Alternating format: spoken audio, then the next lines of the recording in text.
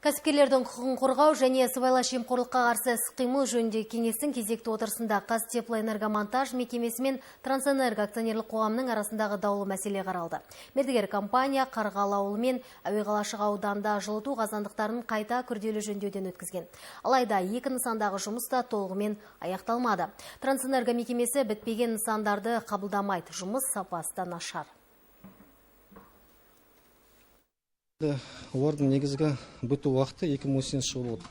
2018 жылы бұл нысандар аяқталған жоқ. Осы жылдың тамыз айына дейін күттік. Онда да жұмыстар аяқталмады. Бұдан басқа тағы да біз жақтан және технология жақтан ескертулер болды. Жұмыстың барысы бойынша оларға да көңіл аударған жоқ. Сондықтан банктың кеңесшілері бар.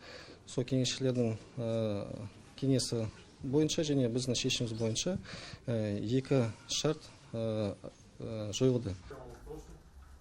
Акционерлік қоғамы Қазтеплоэнергомонтаж мекемесімен арадағы келісім шартты бұзуға ниетті.